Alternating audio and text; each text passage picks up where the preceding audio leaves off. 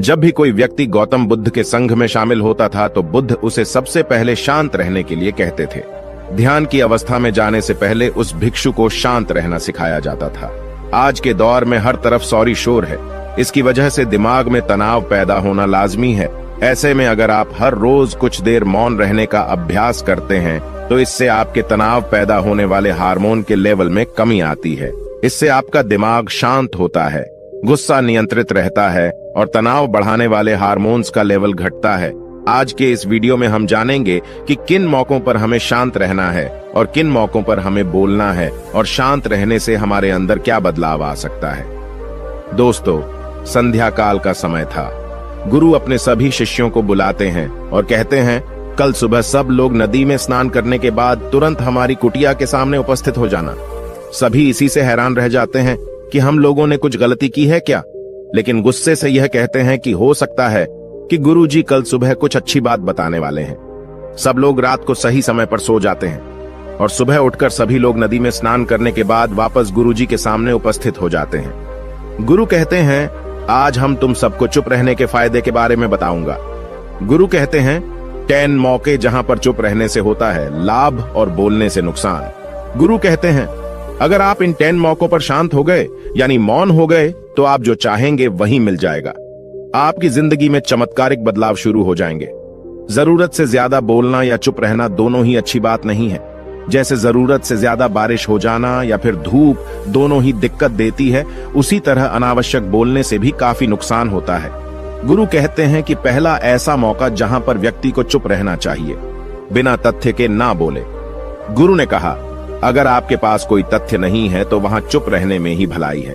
चुप बैठने से दिमाग में नई कोशिकाओं का निर्माण होता है और इससे ज्ञान की वृद्धि होती है। बोलने में भलाई वही है जहां आपको किसी चीज के बारे में पूरा ज्ञान हो। अगर आप बिना तथ्य के कहीं बोलते हैं या फिर बेवजह बोलते हैं तो आपका वहां मजाक भी बन सकता है। अगर आपके पास पर्याप्त जानकारी नहीं है, ऐसी जगह पर बोलने से आपका मजाक तो बनी रहेगी, साथ ही साथ लोगों का भरोसा भी आपसे उठने लगेगा। इसलिए ऐसी जगह पर शांत रहो जहां तुम्हें पता ना हो कि क्या बोलना है क्या नहीं।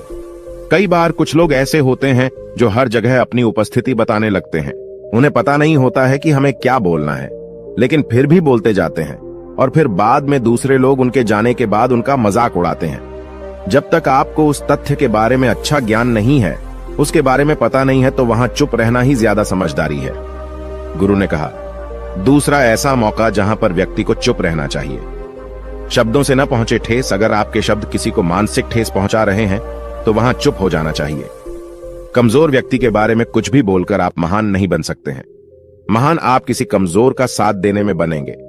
कई बार होता है कुछ लोग अपने से छोटे व्यक्ति को भला बुरा कहते रहते हैं। सामने वाला इंसान तो कद से आपसे छोटा है, वह आपको कुछ नहीं बोलेगा, लेकिन आप उसकी नजरों में गिरते चले जाएंगे। हो सकता है कि कल वह भी आपसे पद में बड़ा हो जाए। पद में आपसे जब वह बड़ा हो जाएगा तो आज जो रवैया आपका उसके साथ है, आने वाले समय में वह भी आपके साथ वही करेगा। आप किसी को नीचा दिखाकर बड़ा नहीं बन सकते हैं। बड़ा बनना है तो अपने से छोटे लोगों का इज्जत भी करना सीखें और साथ ही साथ बड़े लोगों का भी सम्मान करना चाहिए। लोगों को लगता है कि अगर वह अकड़कर बोलेंगे और सामने वाले को नीचा गिराने की कोशिश करेंगे तो वह बड़े बन जाएंगे, तो यह उन सब की भूल है। बड़े होने की बजाय आप उनकी नजरों में गिरते चले जाएंगे। गुरु ने आगे कहा, इसलिए शिष्यों, तुम सब जब भी बोलना आदर भाव से बोलना, ताकि तुम्हारी बात लोगों को अच्छी लगे। बोलने में भाई बहन, माता पिता, मित्र इत्यादि संबोधन शब्दों का इस्तेमाल जरूर करना।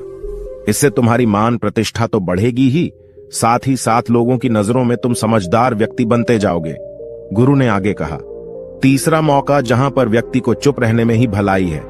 क्रोध या घृणा करने वाले लोग, जब कोई अपना या सगा संबंधी आप पर क्रोध कर रहा हो, आपका अपमान कर रहा हो, तो आपको उस वक्त चुप रहना चाहिए ताकि सामने वाले का गुब्बारा पूरी तरह से फट जाए।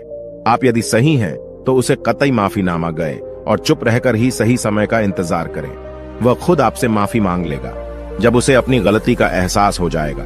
गुरु आगे कहते हैं कि अगर आपका कोई सगा संबंधी आप पर क्रोध कर रहा हो और आप उस समय शांत हैं, तो यह आदर सम्मान देने की निशानी होती है। इससे न कोई छोटा होता है और न ही बड़ा। अगर आपको क्रोध आ रहा है तो आप या तो वहां से किसी का अनादर किए बिना चले जाएं या फिर चुप रहें। क्रोध करने से आपके रिश्ते खराब होंगे।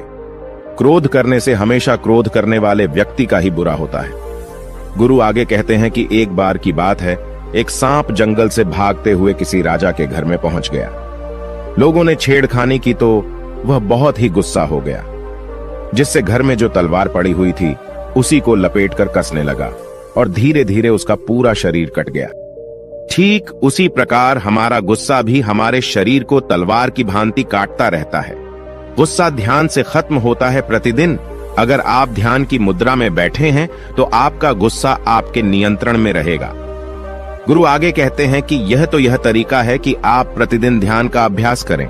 इससे आपके शरीर में जो हार्मोन्स गुस्से को बढ़ावा देते हैं वह सब तुम्हारे नियंत्रण में रहेंगे, जिससे शरीर गुस्से पर आसानी तुम्हारा से काबू पा लेगा। लेकिन एक तरीका यह भी है कि जब भी आपको गुस्सा आए तो आप यह समझने का प्रयास करो कि क्या मेरा गुस्सा जायज है या नहीं। हमें वहां पर बोलना चाहिए कि नहीं। जब आप खुद इस बात का आकलन लगा पाएंगे तो आपको खुद पता चल जाएगा कि हमें गुस्सा करना चाहिए या नहीं। फिर भी आपको गुस्सा आ रहा है तो आप वहां से हटने का प्रयास करें, वहां से दूर चले जाएं। धीरे धीरे समय के साथ आपका दिमाग शांत हो जाएगा। गुरु ने कहा, चौथा ऐसा मौका जहां पर इंसान को बहुत ही समझदारी के साथ काम लेना चाहिए, वहां पर आपको चुप रहना ही चाहिए। जहां पर उस मुद्दे से आपका कोई संबंध ना हो। अगर आपका किसी मुद्दे से कोई संबंध ना हो तो वहां आपका चुप रहना बनता है। बिना किसी वजह अगर आप दूसरे के मुद्दे पर बोलेंगे तो यह आपके लिए अनिष्टकारी होगा। इसमें केवल और केवल आपका ही नुकसान है। जल्द ही आप किसी दो लोगों के बीच हो रहे विवाद में जल्दी अपनी टांग न डालें। अगर सामने वाला आपको बुला रहा है अपना झगड़ा शांत करवाने के लिए तो ही आप वहां पर जाएं।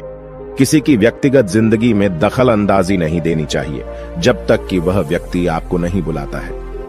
अपने झगड़े को शांत करवाने के लिए कुछ लोग फालतू में दूसरे के विवाद में कूद पड़ते हैं। इससे उनके मान सम्मान मर्यादा पर लोग उंगली उठाने लगते हैं। गुरु कहते हैं कि 10 मौकों में 5वां ऐसा मौका जहां पर व्यक्ति को बहुत ही समझदारी के साथ चुप रहना चाहिए। आपके शब्दों से किसी मित्र को हानि न पहुंचे। अगर आपके शब्द सामने वाले के परिवार या मित्रों की प्रतिष्ठा के बारे में बुरी झलक दिखा रहे हैं तो आपको चुप रहना चाहिए। किसी के परिवार या फिर मित्र के बारे में बुरा बोलने से केवल आप ही बुरे बनेंगे। जो चीज आसानी से खत्म की जा सकती है उसे अपने शब्दों से बड़ा न करें। बिना चिल्लाए बात करने का प्रयास करते रहना चाहिए। अगर आप बिना चिल्लाए कोई बात नहीं कह सकते तो आपका चुप रहने में ही भलाई है। किसी पर चिल्लाने से आपके व्यवहार के बारे में पता चलता है। ज्यादा बोलने से चीजें हमेशा खराब ही होती हैं। कई बार कुछ रिश्ते ज्यादा तेज बोलने की वजह से टूट जाते हैं।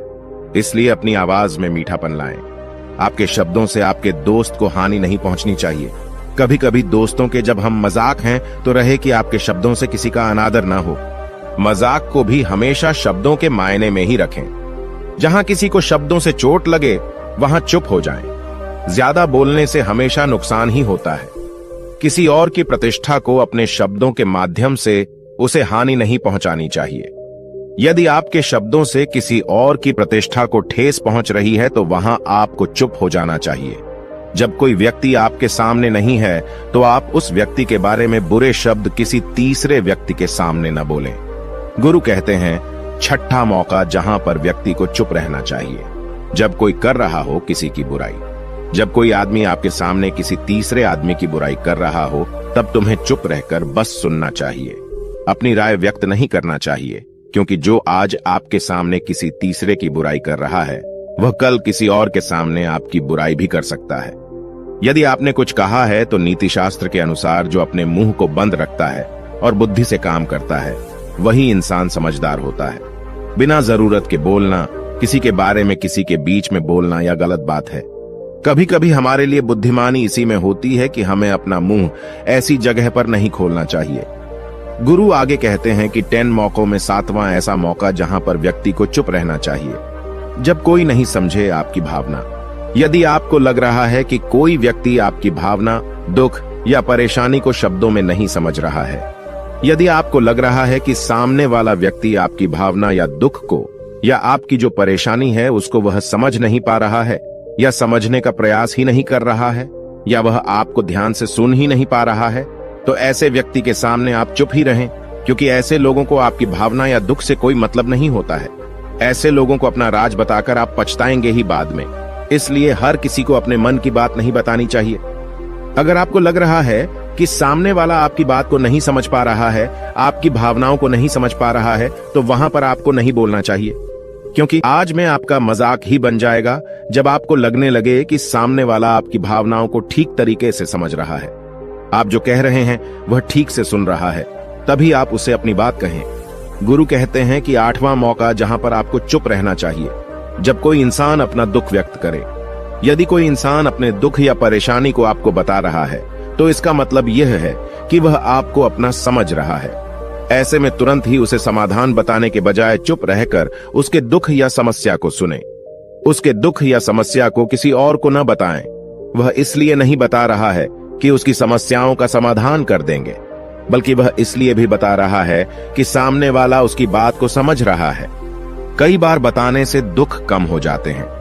आपको अपना दुख इसलिए बता रहा होगा कि उसे लग रहा है कि आप उसकी बात को समझ रहे हैं। दुख बांटने से कम हो जाता है।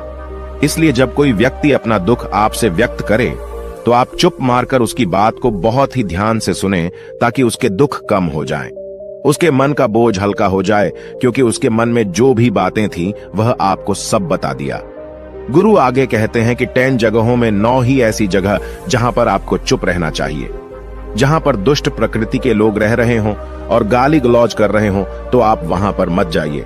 ऐसी जगहों से आप चुपचाप निकल जाएं, अर्थात अपनी प्रतिक्रिया दिए बिना आप वहां से चले जाएं, क्योंकि जिसकी जुबान खराब होती है, जो दुष्ट प्रकृति के लोग होते हैं, उनको आप ऐसे समय में नहीं समझा सकते हैं।